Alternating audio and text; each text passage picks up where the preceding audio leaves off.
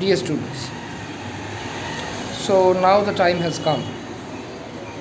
Now, the best part, the soul of this whole novel, the chapter that is the battle for Bastille, we have reached there. That is the heart, soul of that novel. So, we have seen the aristocrats in France unleashing ruthless tortures against the innocent citizen.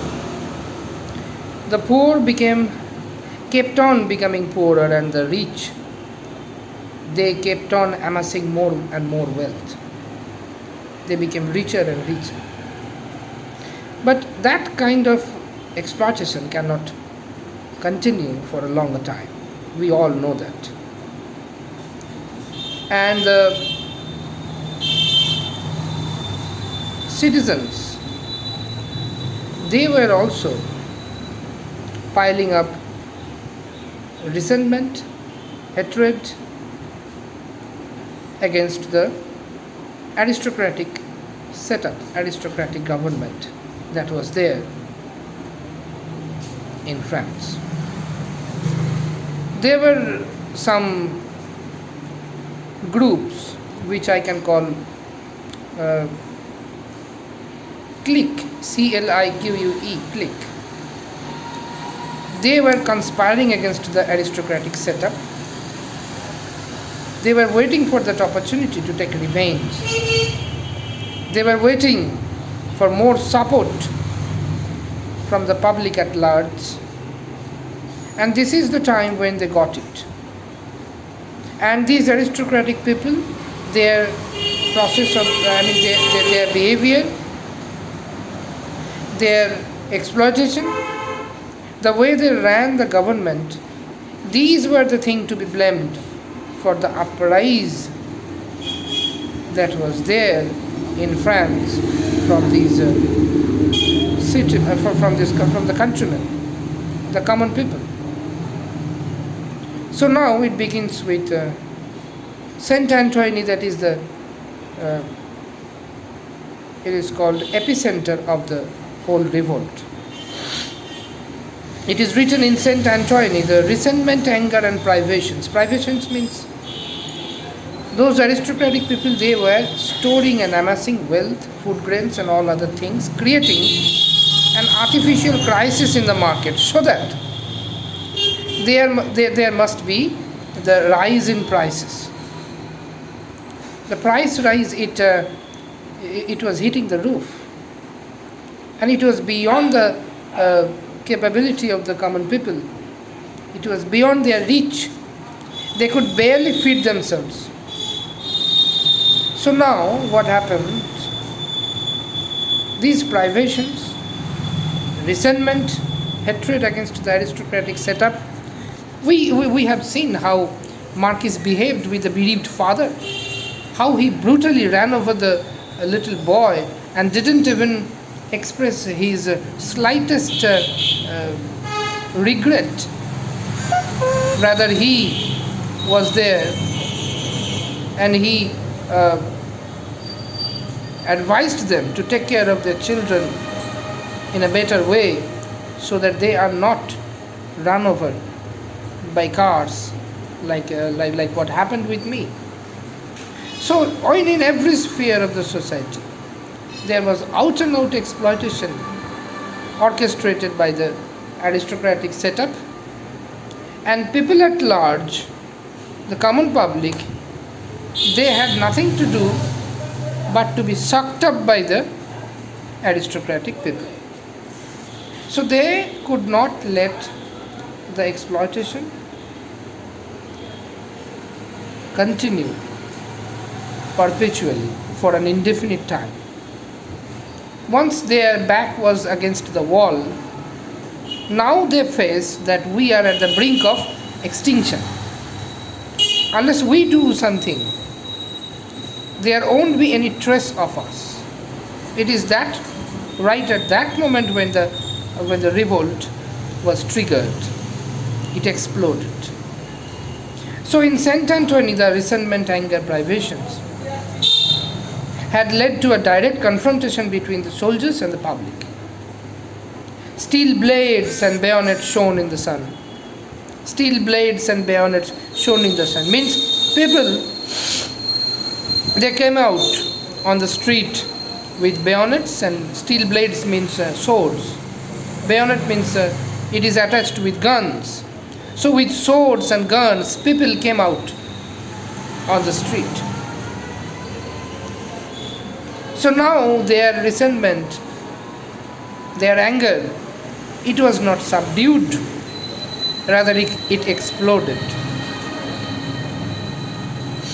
Steel blades and bayonets shone in the sun means broad daylight. People came out with guns and swords.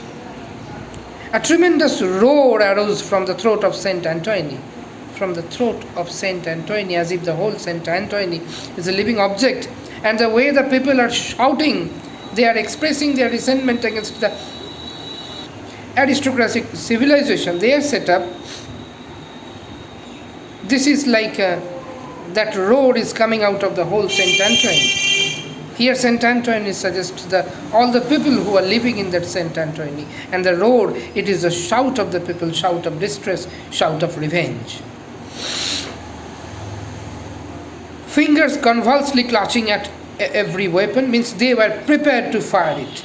They were prepared to take part in the battle. They were prepared to take life or let down their own lives in the process. Every pulse and heart in Saint Antoine, every pulse and heart, metonymy, every pulse means every pulse and heart in Saint Antoine, that suggests your passion, your anger. All these things, they were on high fever strain and at high fever heat. So all the nerves, pulse means nerves, were strained because they knew that that the war, that the battle is impending.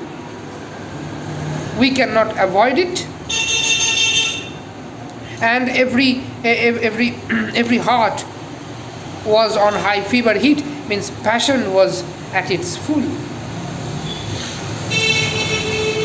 This kind of thing is called metonymy. Meta means beyond, nimi means name.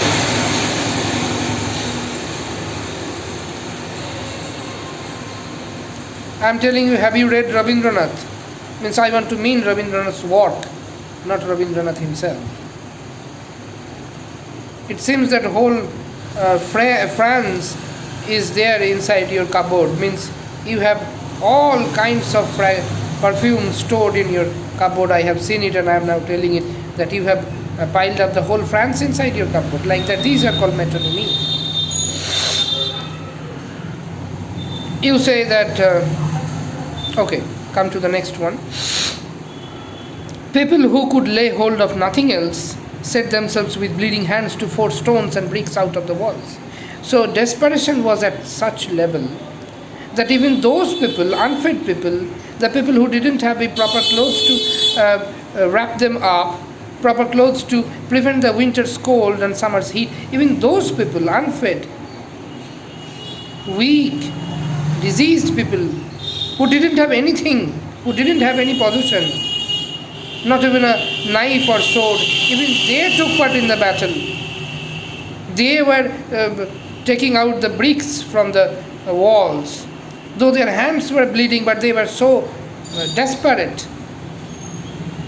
They were so motivated that they did not take care whether their hands bleeded or not, because they knew that they have only one choice: either to die slowly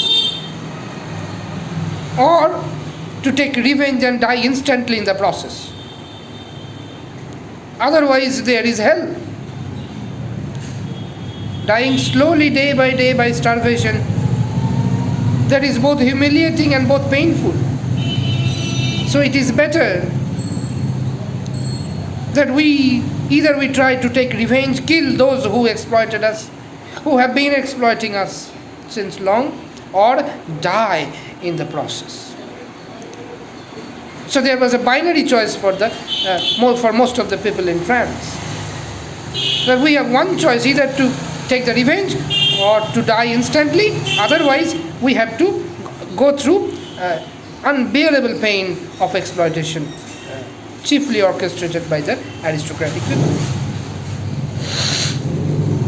Every living creature there considered life to be of no account and was demented with a passion, readiness to sacrifice it. So they were hell-bent on taking revenge against all the wrongs which have been done to them by the aristocratic people.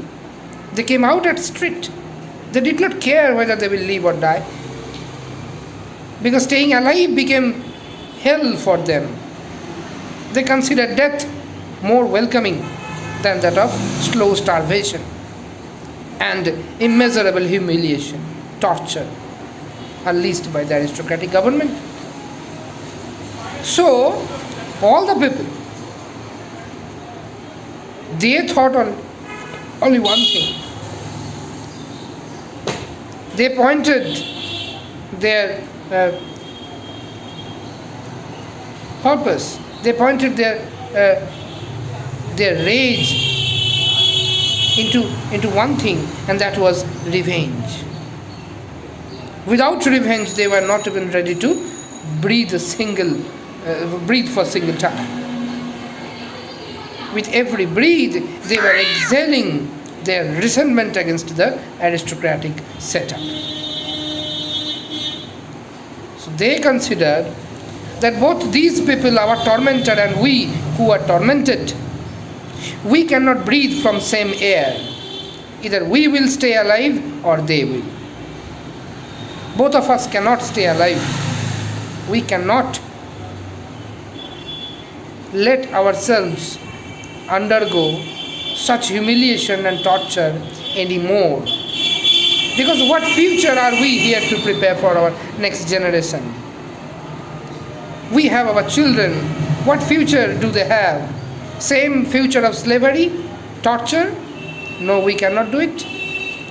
We have gone through all kinds of pain, torture, slavery, exploitation, but our next generation, our children, why should they suffer from the same agony which we felt? So they were hoping for a better future. And that dream can only be crystallized by executing the present government, by uprooting the present government and executing all the tormentors of those aristocratic people who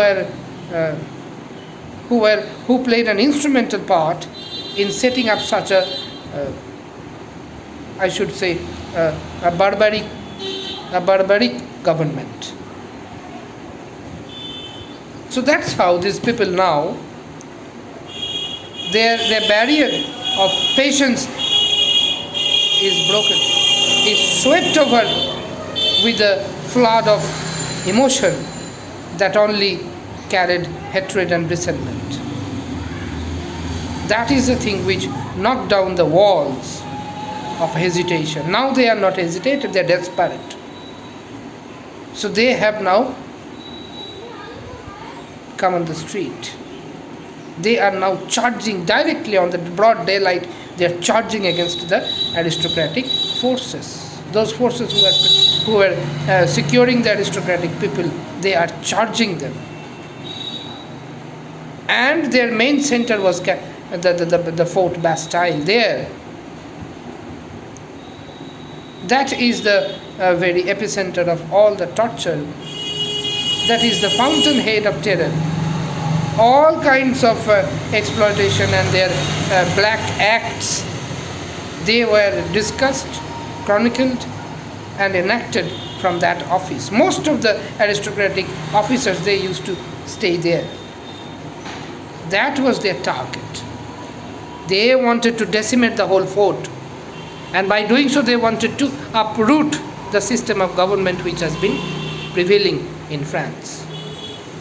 That is what we are going to do. So next day we will read the rest of the part. Thank you very much, students. Tata.